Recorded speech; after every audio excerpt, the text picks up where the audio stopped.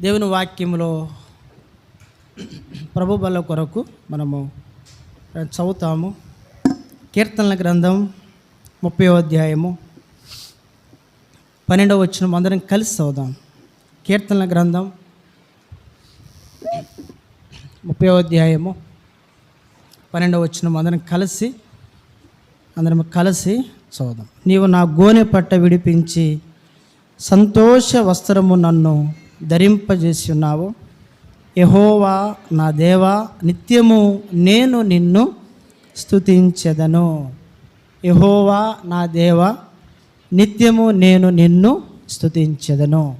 ప్రభు సాయం కొరకు మనము చిన్న ప్రార్థన చేస్తాం. ప్రేమ స్వరూపుడు అయిన ప్రియ పరలోకమందున్న ప్రభువా, మహిమయు మహత్యము ఆధిపత్యము అధికారము కలిగిన తండ్రి, నిన్న నేడు నిరంతరము ఏకరీతిగా ఉన్న ప్రభువా, మారని మార్పు చందని నిత్య మహిమలు వసిస్తూ సమీపింపరాని తేజస్సులో మీరు మాత్రమే అమరత్వము కలిగి నివసించుచున్న ప్రభువా, సకల ఆశీర్వచన స్తోత్రములకు మించిన నిలయమై ఉన్న నామములో ప్రియమైన తండ్రి, మరోసారి ఈ యొక్క ప్రభుదినములో మధ్యాహ్న కాలము దేవా నీ బల్ల యొద్ద సాగిలపడి మా హృదయపూర్వకమైన వందనములు చెల్లిస్తూ ఉన్నాం ప్రభువా. మొదటి సెషన్లో మరి తండ్రి ఆరాధన వర్తమానము ద్వారా మేమందరము నీ బిడలైన వారు ఆత్మతో సత్యముతో ఆరాధించటానికి నువ్వు చూపిన ప్రేమ కొరకు వందనాలు. ఎవరైతే ఆరాధించటానికి మరి ప్రియమైన తండ్రి సమయం లేని వారు ఉన్నారో అటు వారి కొరకు 2 నిమిషాలు మేము మౌనంగా ఉన్న సమయంలో వారు హృదయం మందు వారు ఆరాధించారని నమ్ముచున్నాం. అందును బట్టి స్తోత్రాలు ప్రభువా. మా కొరకు మీరు కొట్టబడి, మా కొరకు మీ శరీరము చీల్చబడి, మా కొరకు మీరు చిందించిన మరి రక్తమును బట్టి, శరీరమును బట్టి, ఆ శరీరమునకు రక్తమునకు సూచనగా ఇచ్చిన ఈ రొట్టె ఈ పాత్ర కొరకు స్తుతులు చెల్లిస్తుంటున్నాము ప్రభువా. మమ్మల్ని మేమే పరీక్షించుకొని అయ్యా యోగ్యముగా మేము పాలు పొందే దాని కొరకు దయ చూపించండి ప్రభువా. చివరి దినాలు, కడవరి దినాలు నాయనా తండ్రి, అపాయకమంతి దినాలు మీరు అక్కడ సమీపంగా ఉన్నది కాబట్టి ప్రభువా, మమ్మల్ని మేమే పరీక్షించుకొని మరి పాలు పొందటానికి యోగ్యమైన మరి ఆత్మీయ జీవితము మేము కలిగుండునట్లు మీ వాక్యపు యొక్క వెలుగులో మేము సరిచేయబడి ఒప్పింపజేయబడి ప్రియమైన తండ్రి, గొప్ప దేవా, మహిమగల దేవా, పాలు పొందటానికి దయ చూపించండి. మీ దాసుడు బలహీనుడు, నీ ప్రజలు తెలివైన వారు, దయతో కరుణించు. నా నోటికి బోరగా ఉండి నీ బిడ్డలైన వారికి అర్థమయ్యే రీతిలో బోధించగలిగే జ్ఞానము నువ్వు నాకు దయచేయండి ప్రభువా.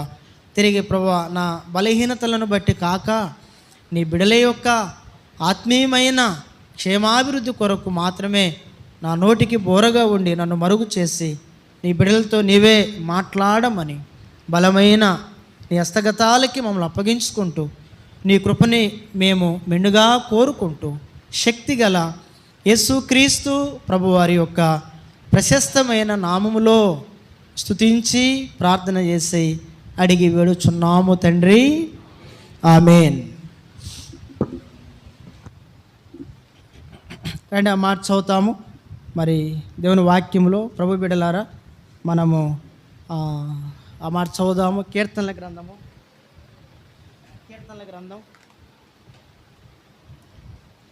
చదవండి. 30వ అధ్యాయము చూడండి, 12వ వచనము మనము ఆరాధన కొరకు మనం చదువుకున్నాము.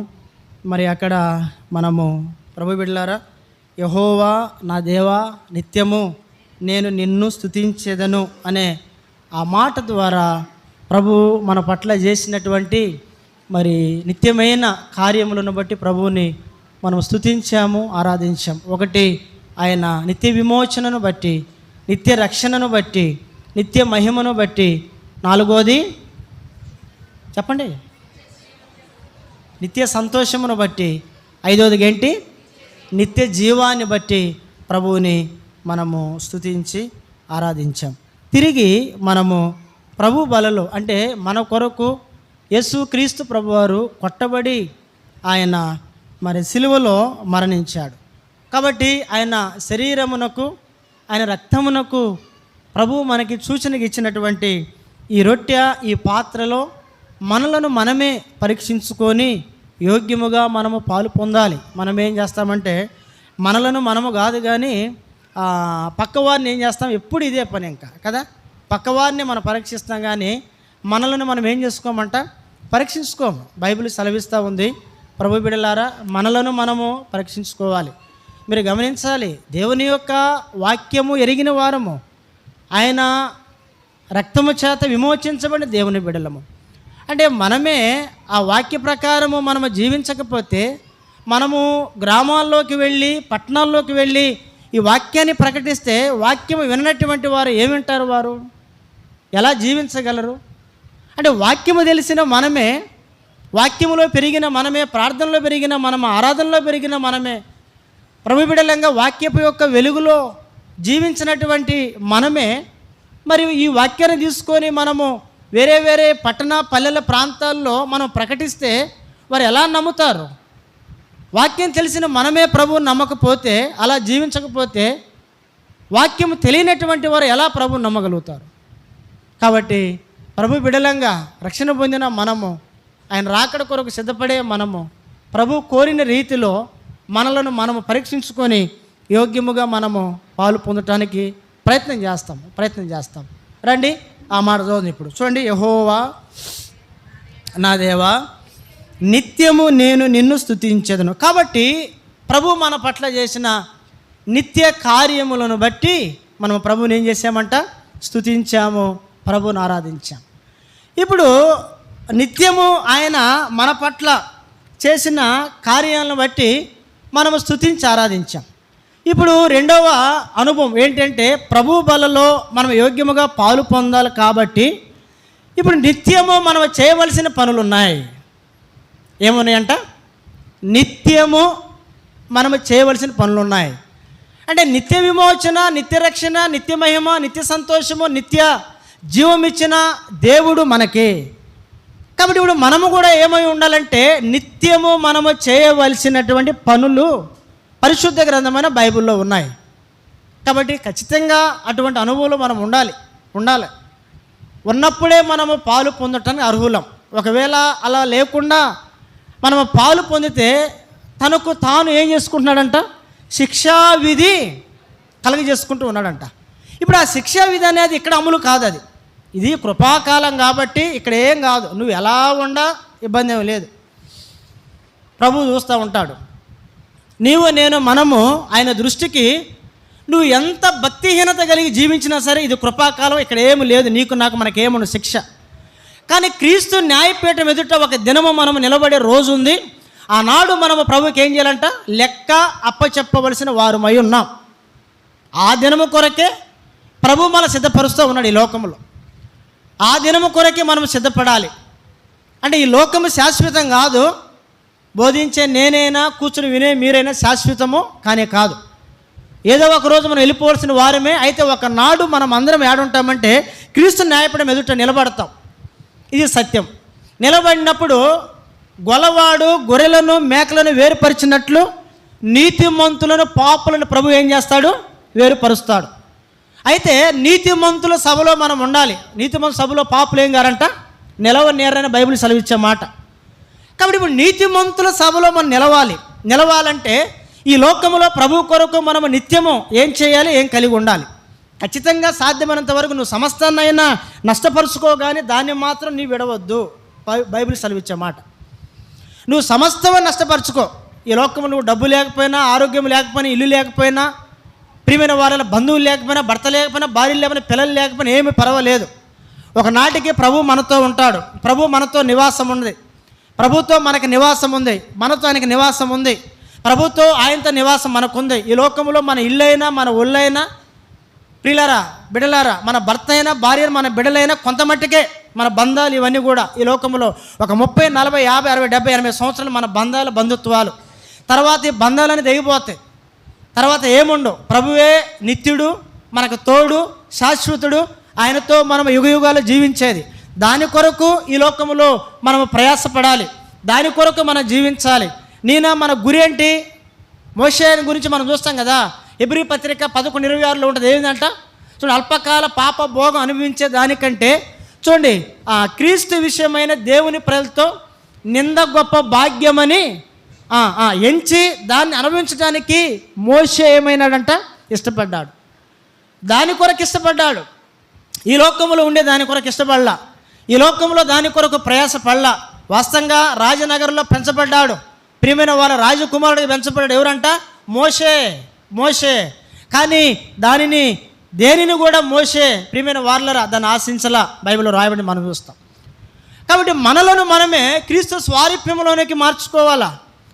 ఆయన శిరస్వత్వం కింద మనం జీవించాలా. ఖచ్చితంగా ఆయన శరీరములో, ఆయన రక్తములో పాలు పొందే మనము నిత్యము కలిగి ఉండవలసినవి బైబిల్లో ఉన్నాయి. అలా మనం ఉన్ననాడే మనము పాలు పొందాలి. ఒకవేళ అలా లేకుండా పాలు పొందితే కష్టం. ఎవరో చూస్తూ ఉన్నారులే, నేను పాలు పొందకపోతే అని అనుకొని నువ్వు పాలు పొందొద్దు. మనం పాలు పొందదు. ఎవరైనా సరే, ఎవరు చూసినా ఏం పర్లేదు, కానీ ప్రభు చూడకుంటే చాలు. నేనా మనకెళ్ళి ప్రభు అనుకోకుండా ఉండాలా. ఏదైనా మనుషులను ఎన్ని అనుకుంటే ఏముంది.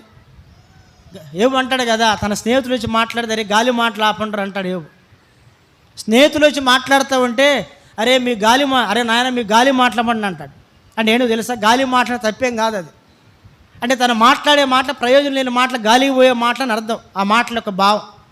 కాబట్టి మనల్ని బట్టి మనుషులు ఏమనుకున్నా పర్వాలేదు, కానీ దేవుడు మాత్రము ఏమనుకోకూడదని మనం ఈ లోకములో అట్లా ఆ రీతిగా మనం జీవించాలి. ఇప్పుడు నిత్యము మనం ఏం చేయాలి? ప్రభు కొరకు ఎలా ఉంటే ప్రభు బలలో మనం పాల్పొని అర్హులం అంటే దేవుని వాక్యములో రండి 5 సంగతులు మనం చూద్దాం. 5 మాట త్వరగా చదువుతాం రండి. నిర్గమకాండం 27వ అధ్యాయము 27వ అధ్యాయము ప్రభు బిడ్డలారా చదువుతాము. 20వ వచనాన్ని 27, 20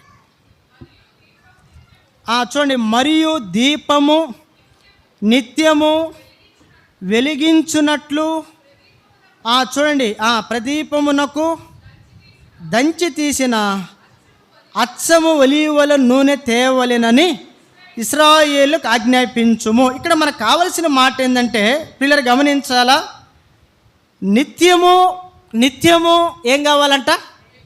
వెలిగించబడాలి. దీపం అనే మాటకి అర్థమైంది, సూచన ఏంటి చెప్పండి? దీపం అనే మాటకి సూచన ఏంటి చెప్పాలి? పాట ఉంది కదా, పాట ఉంది. ఆత్మా దీపమును వెలిగించు యేసు ప్రభు, ఆత్మా దీపం. ఏ దీపం వెలగాలి? ఏ దీపం వెలగాలంట? శరీరము కాదు వెలగాల్సింది ప్రభు బిడ్డలారా, ఆత్మ దీపము నిత్యము వెలగాలి. అంటే ఒకప్పుడు కాదు, కొంతకాలం రక్షణ పొందిన తర్వాత 2 సంవత్సరాలు, ఒక 10 సంవత్సరాలు, 20 సంవత్సరాల తర్వాత ఆరిపోవటం కాదు. ఏం కావాలంట? ఆత్మ నిత్యము కూడా ఏం కావాలి? వెలగాలి. బైబిల్ గ్రంథము సెలవిచ్చే మాటని మనం చూస్తూ ఉన్నాం, నిత్యము కూడా వెలగాలి. బైబిల్లో రాయబడింది, కీర్తనకారుడు దావీదు మహారాజు అంటాడు కదా 18వ కీర్తన 28వ వచనంలో, నా దీపమును వెలిగించువాడవు నీవే అన్నాడు. అంటే మన దీపాలను వెలిగించింది ఎవరు? ప్రభువైన యేసు క్రీస్తు వారు. గమనించాలా. ఇప్పుడు వెలిగించిన దేవుడు ప్రియమైన వారిలో మనల్ని వెలిగిస్తూ ఉన్నాడని మనం గమనించాలి. అయితే ఏం కాకూడదంట? ఏమి కాకూడదు? ఆరిపోకూడదు. కొన్నిసార్లు ఏం చేస్తాం? మనము ఆరిపోతాం. మనము ఆరిపోయేది కాకుండా ప్రభు బిడ్డలారా, ఇప్పుడు ఒక దీపము వెలిగించబడిందంటే ఆ దీపము ద్వారా ఎన్ని దీపాలను ఏం చేయొచ్చు? వెలిగించవచ్చు. గుర్తుపెట్టుకో, నువ్వు ఒక దీపము వెలిగిందంటే అనేక దీపాలను మనం వెలిగించవచ్చు. అంటే ఏంటి? ఒక ఆత్మ వెలిగించబడిందంటే ఆ ఆత్మ యొక్క నడిపింపు ద్వారా ప్రభు బిడ్డలైనటువంటి వారు అనేకులు కూడా ఏం కావచ్చు అంట? వెలిగించబడవచ్చు. కానీ ఆత్మ ఆరిపోవట ద్వారా ఒక దీపం ఆరిపోతే దీపాలన్నీ కూడా ఏమైపోతాయి అంట? చెప్పాలా? ఆరిపోతూ ఉన్నాయి. ప్రభు సెలవిస్తున్నటువంటి మాట బైబిల్లో దానికి రుజువుల ఆధారాలు ఉన్నాయి. ఆత్మ దీపము ఆరిపోయి జీవించినటువంటి వారిని మనం చూస్తాం. పరిశుద్ధ గ్రంథమైన బైబిల్లో మత్తయి సువార్త 25వ అధ్యాయము 8వ వచనంలో మనం చూసినట్లయితే అందరూ సంఘమే, అందరూ బుద్ధి కలిగిన వారే ఉన్నారు అక్కడ. ఎవరంట వారు? చెప్పాల, కన్యకలు అని రాయబడింది అక్కడ. కన్యక అంటే దేవుని యొక్క సంఘం అని అర్థం. కన్యక అంటే దేవుని యొక్క సంఘం. ఈ దేవుని యొక్క సంఘములో ప్రియులరా గమనించాలా, వెలిగించబడిన వారు 5 ఉన్నారు, వెలిగించబడినటువంటి వారు 5 ఉన్నారు. ఇక్కడ మనం గమనించాల్సింది ఏంటంటే, ఇప్పుడు చాలామంది ఆరిపోయి ఉన్నారు, కానీ వాస్తవముగా వారు ఎప్పుడు తెలుసుకున్నారు మా దీపాలు ఆరిపోయినవని? ఎప్పుడు అప్పటి వరకు తెలిసిందా వాళ్ళకి? వాళ్ళు ఏమనుకున్నారంటే, వాస్తవంగా అన్ని విషయాల్లో మేము ఏం చేయబడ్డాము వినాలా, నా వైపు చూడండి, అన్ని విషయాలు ఏం చేయబడ్డాము, మేము వెలిగించబడ్డాం. వాళ్ళు అనుకునేది మేము వెలిగించబడ్డాం.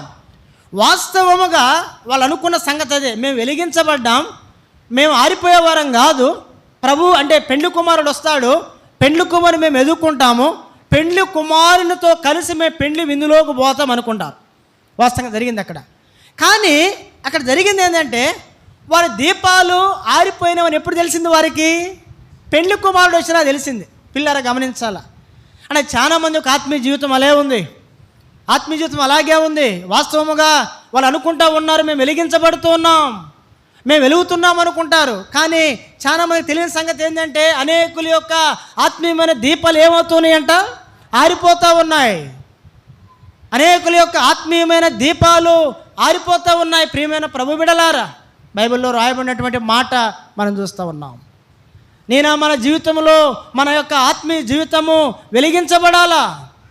నీవు వెలిగించబడి అనేకులు ఏం చేయాలంట, నువ్వు వెలిగించాలి. బైబిల్లో రాజుల 2వ గ్రంథము 4వ అధ్యాయం 1వ వచనములో, అంతటా ప్రవక్తల శిష్యులలో ఒకన భార్య దైవజనుడైన ఎలీషా యొద్దకు వచ్చి ఏమడుగుతూ ఉంది, అయ్యా నా భర్త నీ దగ్గరే ఉన్నాడు కదా, ఆయన చనిపోయాడు, అయితే నాకు 2 కుమారులు ఉన్నారు, ఆయన చనిపోయేటప్పుడు అప్పులు చేసి చనిపోయాడు, అయితే ఇప్పుడు అప్పుల వాళ్ళు వచ్చి నా బిడ్డలను తీసుకొని పోతూ ఉన్నారు, నువ్వేదైనా మాకు మార్గం చూపించాయి అంటే ఆయన అన్నాడు, ఏమన్నాడు తెలుసా, నీ దగ్గర ఏముందమ్మా అంటే ఏమని చెప్పింది ఆమె, చెప్పాలా ఏముంది, ఏం చెప్పాలా నూనె కుండు ఉంది అంది.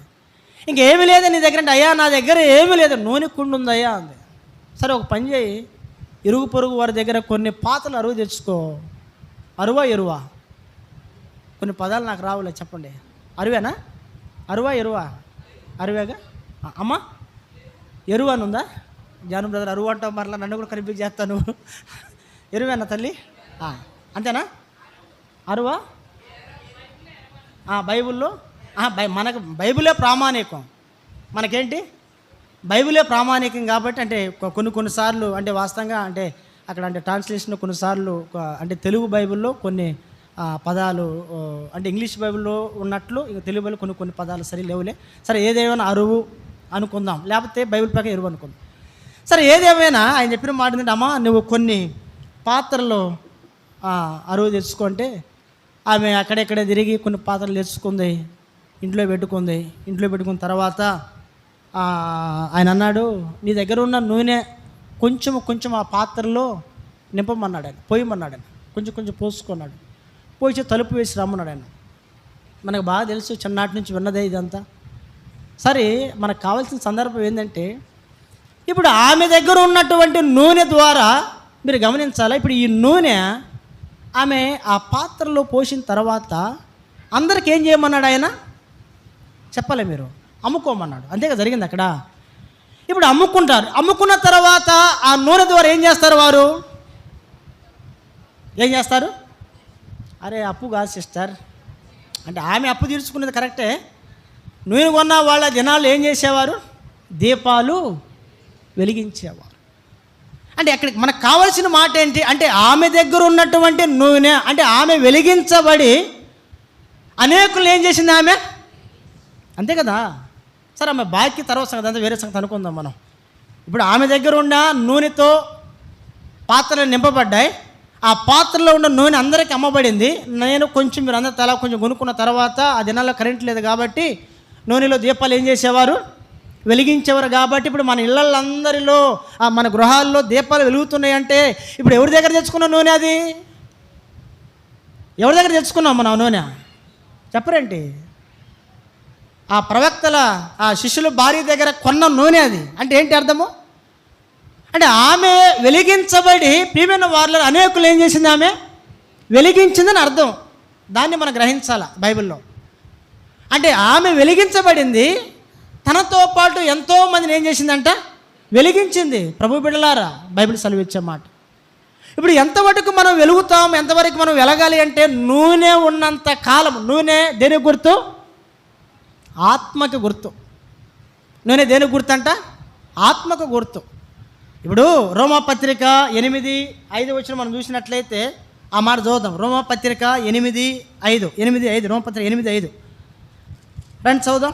రోమపత్రిక 8:5 చూడండి. శరీరానుసారులు, ఇప్పుడు బుద్ధి లేని కన్యకలు తమ దివిటీలు ఆరిపోవటానికి గల కారణం ఏంటి? కారణాలు ఏంటి చెప్పాలా? నూనె అయిపోయిందంటే ఏమి లేదు వారిలో, ఆత్మ లేదని అర్థం. దీపాలు ఆరిపోతూ ఉన్నాయంటే నూనె లేదు. నూనె దేనికి గుర్తు? ఆత్మకు సాదృశ్యము. కాబట్టి వారిలో ఏమి లేదంటే ఆత్మ లేదు. అంటే ఆత్మ లేకపోవడం ద్వారా వారిలోకి ఏమొచ్చింది? శరీరానుసారమైన మనసు వచ్చింది. గుర్తుపెట్టుకోవాలి. అంటే ఏ వ్యక్తిలోనైతే ఆత్మానుసారమైన మనసు ఉంటుందో ప్రభు బిడ్డలారా, ఆ వ్యక్తిలో శరీరానుసారమైన మనసు ఉండదు. శరీరానుసారమైన మనసు ఉన్న దగ్గర ఆత్మానుసారమైన మనసు ఉంటుందా? ఉండదు.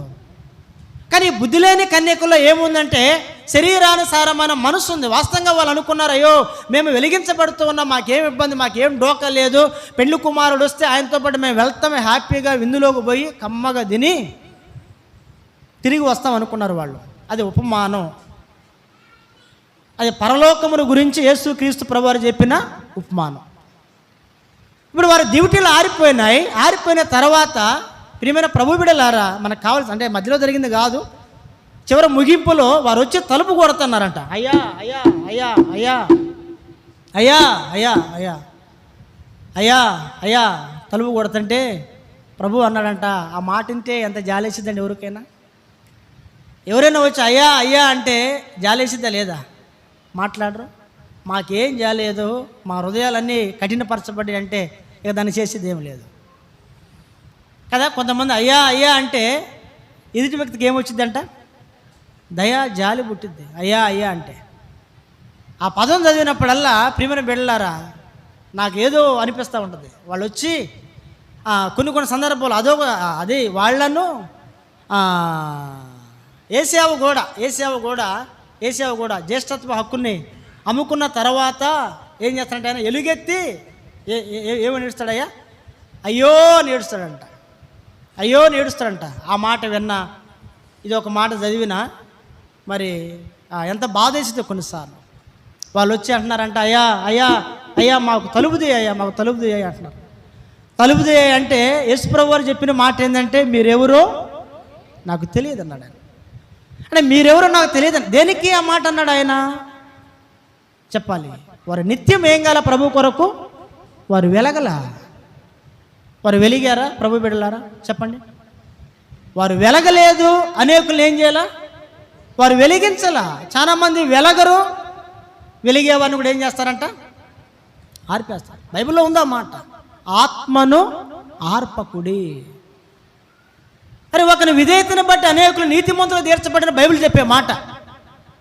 అంటే ఒక వ్యక్తి యొక్క విధేయతను బట్టి అనేకులు నీతిమంతులు తీర్చబడ్డారు. ఒకరి యొక్క అవిధేయతను బట్టి అనేకులు ఏం చేయబడ్డారంట? పాపులుగా తీర్చబడ్డారంట. అంటే ఒక వ్యక్తి వెలిగించబడితే తన ద్వారా అనేకులు ఏమవుతారు? వారు వెలిగించబడతారు. దేవుని బిడ్డలారా, ఒక వ్యక్తి వెలిగించకపోతే ప్రభు బిడ్డలారా అనేకులు ఏమైపోతారంట?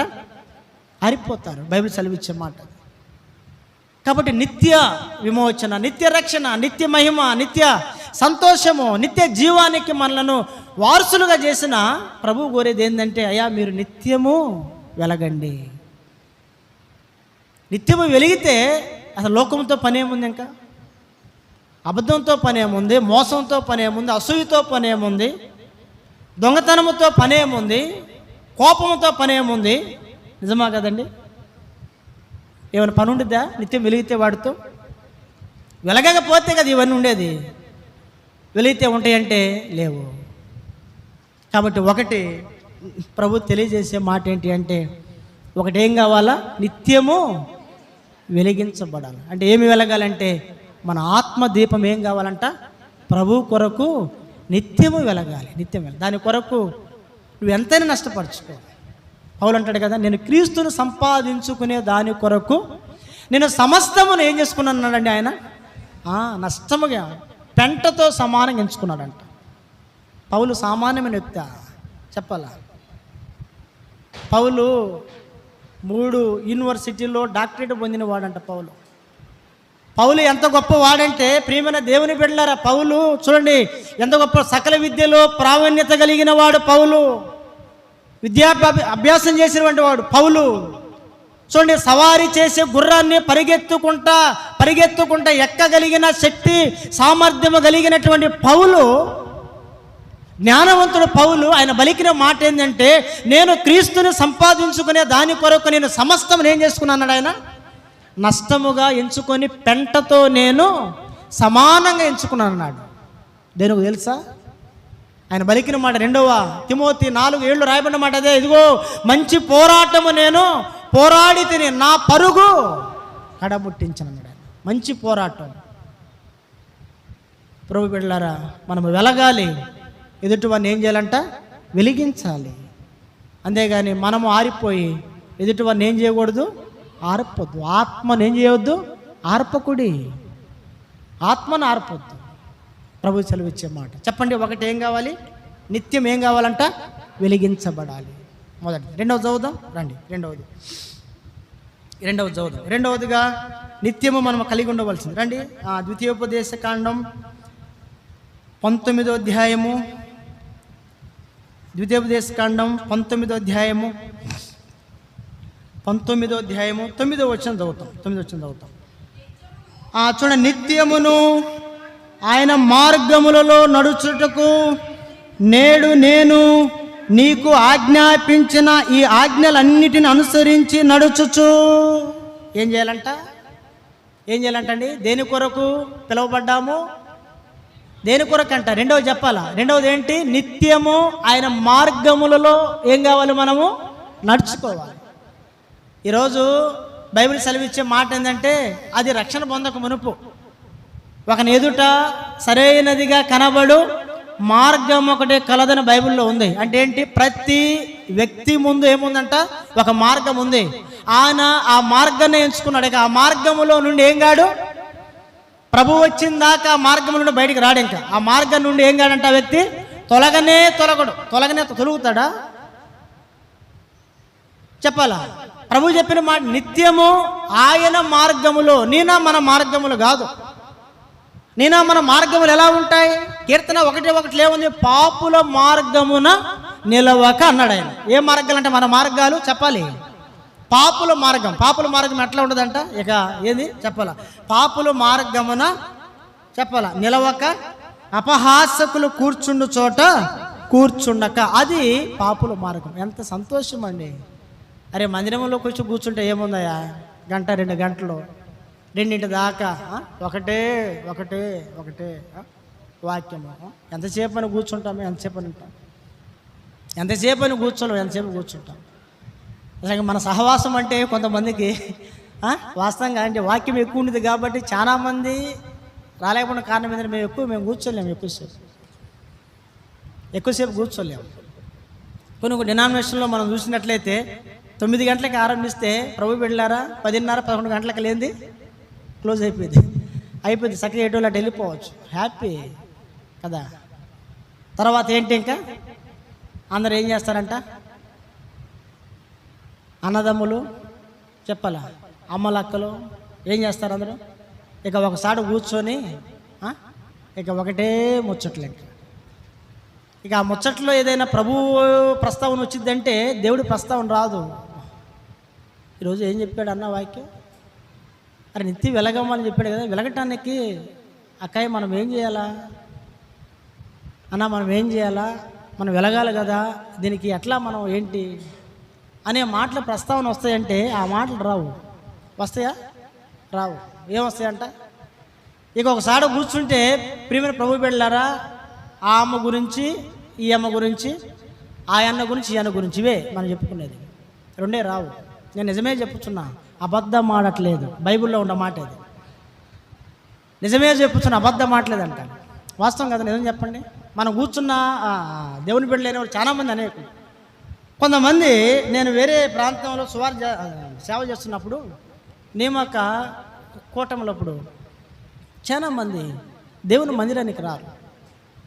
ఒకరోజు ఒక ఆంటీ కొంచెం బాగుండలేదయ్యా, చాలా పెద్ద ఆమె, కొంచెం ఎక్కించుకొని నన్ను అయ్యా కొంచెం ఎవరు లేరు కొంచెం తీసుకురాయంటే నేనే వెళ్ళా. బండి వేసుకుని వెళ్తే మందిరానికి వచ్చే సిస్టర్స్ ఎలుగెత్తి ఆరాధించేవాళ్ళు, ప్రార్థన చేసేవాళ్ళు నైటీలు వేసుకొని కూర్చొని ముచ్చట్లు చెప్పుకుంటున్నారు. ఇంటి ముందు మెట్ల మీద 4-5 కూర్చొని నైటీలు వేసుకొని కూర్చొని ముచ్చట్లు చెప్పుకుంటున్నారు. అంటే నియామక కూడికలో 1 గంట సేపు దేవుని మందిరానికి వచ్చి సంఘం కొరకు, సంఘ క్షేమం కొరకు ప్రార్థన చేసేది లేదు. అసలు నిజంగా మొన్న ఈ మధ్య ఒక సేవకుడు ఒక ఆయన అడిగాడంట, అన్న మీ సంఘంలో ఎంతమంది ఉంటారు అని అడిగితే 500 మంది ఉంటారని అన్నాడు. 500 మంది ఉంటారా? మరి సంఘ ప్రార్థనకి ఎంతమంది వస్తారని అంటే 20 మంది అన్నాడు. 20 మంది నీ సంఘం అన్నాడంట ఆయన. సంఘం ఎంతమంది?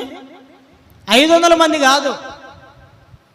ఎవరైతే నియామక కూడికల్లో పాలు పొంది సంఘ క్షేమం కొరకు, సంఘం యొక్క ఆత్మీయమైన అభివృద్ధి కొరకు ప్రార్థన చేస్తారో వారే నీ సంఘం అన్నాడంట ఆయన.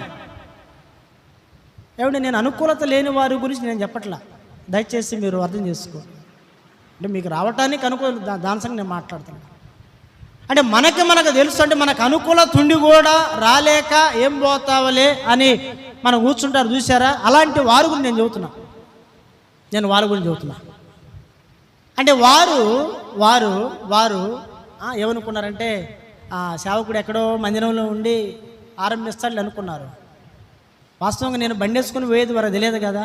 తర్వాత మరుసటి రోజు అడగటం జరిగింది, ఏమక్క ఇట్లా కూర్చున్నారు, మందిరానికి వచ్చి ప్రార్థన చేస్తాకంటే వాళ్ళ మొఖాలు నేలకు చూపిస్తూ వచ్చినారు. ఇప్పుడు ఇక్కడే ఇట్లా ఉంటే రేపు పొద్దున ప్రభు దగ్గర మనం ఏ లెక్క చెప్పాలి? ప్రభుకి ఏమి లెక్క చెబుతాం? ఇక దీనికోసమా దీనికోసమా వారానికి ఒక ట్రైన్, స్పెషల్ ట్రైన్ లాగా వారానికి ఒకసారి వచ్చి దీనికోసం ప్రభు నీకోసం రక్తం కార్చింది, నీ కోసం ఆయన దెబ్బలు తింది, రక్తం కార్చింది, ములకిరీడం పెట్టుకొని పక్కలో బల్లెపోటు, చేతుల్లో కాళ్ళలో మేకులు, శీల గుచ్చింది దేని కొరకు? నువ్వు ఏంది స్పెషల్ ట్రైన్ లాగా వచ్చిపోవటానిక వారానికి ఒకసారి? నన్ను మన్నించాలి మీరు, ఏం పర్వాలేదు. అవసరమైతే 1 సంవత్సరం ఉంటా, కాకపోతే జంపు, నాకు ఇబ్బంది లేదు. నేను కొంచెం గట్టిగానే చెబుతా, ఎందుకంటే నేను మీరందరూ నరకన పోవడం నేనే కారుకుండా అవుతా. నేను చేయకూడదు అది. ఖచ్చితంగా ఉన్నది ఉన్నట్లు చెప్పకపోతే మీరు నేర్చుకోలేరు, ఎవరైనా సరే. అంటే ఇప్పుడు దాకా నేర్చుకోలేదు అంటలా నేను. కాబట్టి ప్రభు బిడ్డలంగా రెండవదిగా ఆయన మార్గములలో ఏం కావాలా? మనం నిత్యము నడవాలి, ఆయన మార్గం నడవాలా. ఇప్పుడు ఏంటి ఆ మార్గం అంటే ఒక మాట అంటాడు యేసుక్రీస్తు ప్రభు. చూడండి ఒక మాట ప్రభు బిడ్డలారా, చూడండి మత్తయి సువార్త 7వ అధ్యాయము 13 వచ్చింది, చదవండి. మత్తయి సువార్త 7:13 చదువుదాం. మత్తయి సువార్త 7:13 చదువుదాం. మత్తయి సువార్త 7:13. ఏ మార్గం అంటే ఆ మార్గము చూడండి, చూడండి అంటే సిస్టర్ ఒకసారి అక్కడే చదువు సరేలే. ఇరుకు ద్వారమున ప్రవేశించుడి, నాశనమునకు పోవు ద్వారము వెలువడుపును, ఆ దారి విశాలమునై ఉన్నది, దాని ద్వారా ప్రవేశించువారు అనేకులు. ఈనాడు అందరికీ ఏం కావాలి? విశాలత. ఇల్లు విశాలత, ఇల్లు కావాలా కదండి? మన ప్రయాణం చేసిన ఇరుకిరుగ్గా ఉండకూడదు, అంత ఏం కావాలంట? విశాలంగా ఉండాలి. బస్సు ఎక్కినా, ట్రైన్ ఎక్కినా ఎలా ఉండాలంట? గుంపులు ఇరుక్కుని ఉండకూడదు. ఎలా ఉండాలా? విశాలంగా ఉండాలి. దాని కొరకు ఏం చేస్తున్నా? ఒక 20 రోజుల ముందు ఏం చేస్తానంట? రిజర్వేషన్ 20 రోజుల ముందు. దేనికి? డైరెక్ట్గా ఎక్కడ పోవటానికి? డైరెక్ట్గా ఇంకెక్కడికి లేదు, డైరెక్ట్గా నేరుగా ఎక్కడ పోయిద్దంట? చెప్పాలా? నేరు ఎక్కడ పోయిద్ది? పాతాళమంట. అపరిమితంగా నోరు తెరుచుకొని చూస్తూ ఉందంట. భూమికి వెళ్ళి చూసి మనం వంట చేసేటప్పుడు వంట చేసేటప్పుడు మనమైనా పిల్లలైనా స్మెల్ వస్తూ ఉంటే, వండుతూ ఉంటే అని స్మెల్ చూస్తా నోరు తెరుస్తూ ఉంటారు. ఎప్పుడైపోయింది అని తినటానికి. అలాగంట పాతాళమంట భూమికి వెళ్ళి చూసి అపరిమితంగా తన నోరు తెరుస్తుంది. ఎక్కడుంది ఆ మాట? యెషయా గ్రంథము. ఆ మాట చదువుదాం సిస్టర్. అమ్మ చదవండి ఒకసారి. యెషయా గ్రంథము 5వ అధ్యాయము. 5వ అధ్యాయమేనా? యెషయా గ్రంథము 5వ అధ్యాయము 6వ అధ్యాయం ఉంటుంది చూడండి. చదవండి సిస్టర్. అమ్మ 5వ అధ్యాయం అమ్మ 14 వచ్చింది చదువు తల్లి. అందుచేతనే పాతాళము గొప్ప ఆశ పెట్టుకొని అపరిమితంగా తన నోరు తెరుచుచున్నది. ఏం చేస్తుందంటండి? పాతాళము దేనికెళ్ళి చూసి? భూమికెళ్ళి చూసి అంట అపరిమితంగా తన నోరు తెరుస్తుందంట. ఎందుకు తెలుసా నోరు తెరిచేది? నిత్యమైన మార్గంలో నడవనటువంటి వారందరూ కూడా ఎక్కడ పోతున్నారు? ఆ పాతాళములో పెడుతున్నారంట. నోరు తెరుస్తుందంట పాతాళం. అందులో ఎవరు పడుతున్నారు అక్కడ? చూడండి, చదవండి ఒకసారి. చూడండి, ఘోష చేయవారు. చూడండి, ఇప్పుడు ఆ పాతాళములో పడే వాళ్ళు ఎవరు ఉన్నారంటే ప్రభు బిడ్డలారా చూడండి, వారిలో గనులు ఉన్నారంట, సామాన్యులు ఉన్నారంట, ఘోష చేయవారు ఉన్నారంట, హర్షించు వారు ఉన్నారంట. వీళ్ళందరూ కూడా ఏమైనారంట? పాతాళములో పడిపోతున్నారంట. దేనికి? నిత్యము ప్రభువు చెప్పినట్లు వాళ్ళు ఏం చేయలేదు,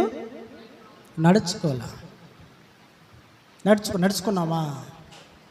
పొద్దున ఒక ఆయన వాట్సాప్లో ఒకటి ఏదో ఒక చిన్న మెసేజ్ ఒకటి పెట్టాడు. చిన్న మెసేజ్ ఏం పెట్టాడంటే, ఆయన మన ఉద్యోగం చేసే దగ్గర